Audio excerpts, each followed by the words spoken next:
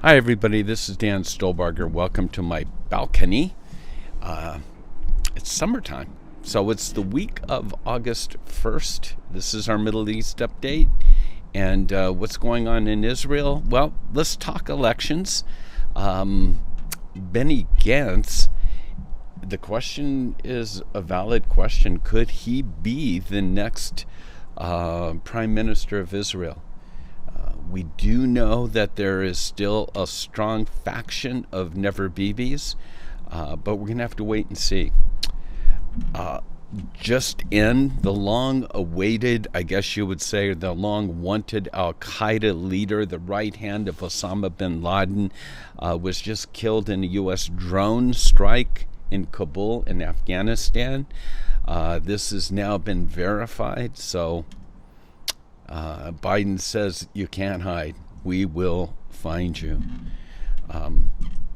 What's going on with the Palestinians? Okay, Palestinian President Mahmoud Abbas, 87 years old, was admitted to a Ramallah hospital twice last week. And so this is making the big question of who's going to succeed him much more urgent. And then we have the whole issue with Hezbollah to the north over the maritime natural gas preserves off the coast of Haifa.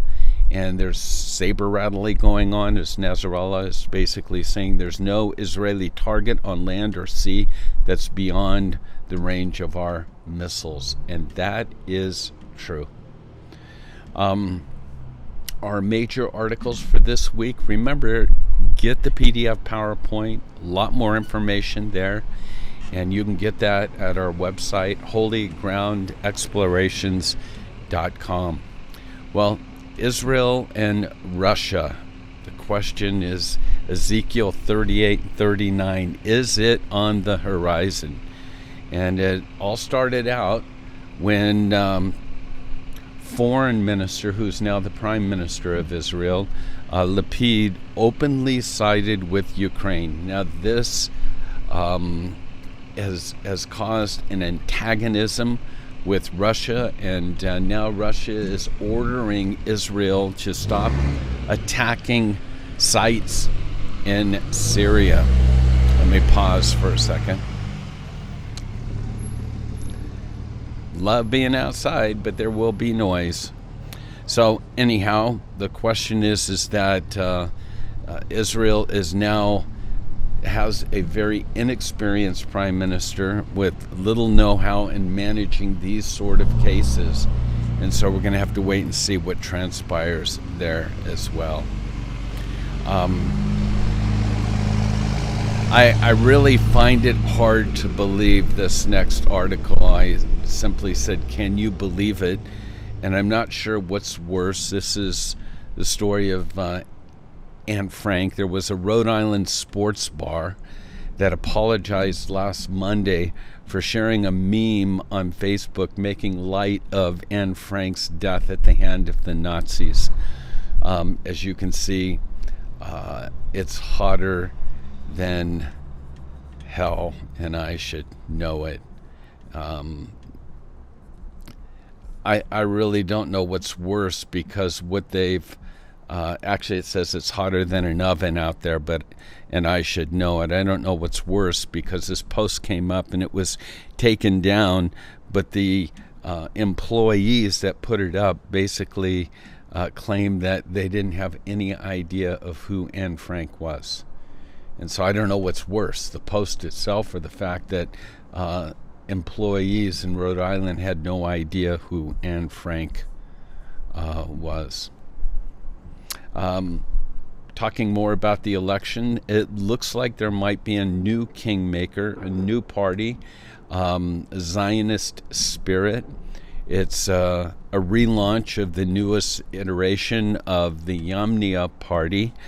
And again, if they pass the threshold and have 4 seats, it could be that the Zionist Spirit Party will be determining who the next prime minister of Israel will be. It looks as if they side with Bibi, that he will have the 61 that's needed. We're going to have to, once again, it's Israeli elections, so we're going to have to wait and see about that. Iranian update. Iran has basically said, if Israel attacks us, we will bomb New York with a nuclear weapon. So there you have it. Ben Shapiro visited the Temple Mount last week. Conservative Jewish American political commentator visited the Temple Mount with his father last Sunday. And his quote, "The importance of the Temple Mount to the Jewish people cannot be overestimated. It represents the hopes and dreams that have sustained them in spite of virtually insurmountable odds throughout the thousands of years of their history." And then finally, peace partners. Every so often we know that this two-state solution is on the horizon. That's Biden's go-to, and so every so often we have to look at what a peace partner might be. And so I found this interesting. The entire area, this is from, I don't know if I can pronounce his name, Mahmoud al-Habash. He's the right-hand man of Abbas. He may be next in line, but his quote is, "The entire area of the Al-Aqsa is owned by Muslims and Muslims only, and non-Muslims have no right, not even to 1 inch of it. Prayer management, ownership, the exclusive rights completely of Muslims." And he went on to say that the Western Wall Plaza, the Kotel as we know it, was also part of the Islamic Waqf. And so his quote, "There's no Muslim in the world who would accept Jewish ownership or sovereignty over the Kotel." And so now you can imagine what's transpiring, what's going on. We've got Russia, we've got Israel. We're not sure it can get any worse there.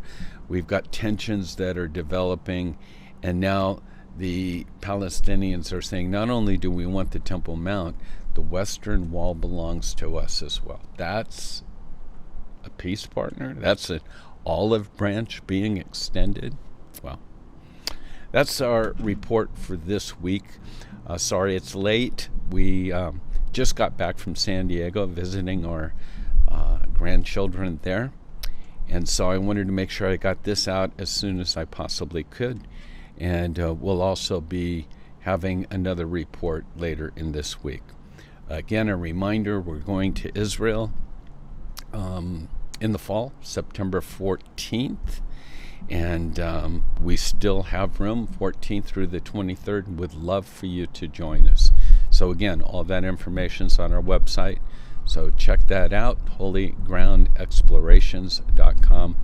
Shalom, and God bless you. Remember, pray for the peace of Jerusalem.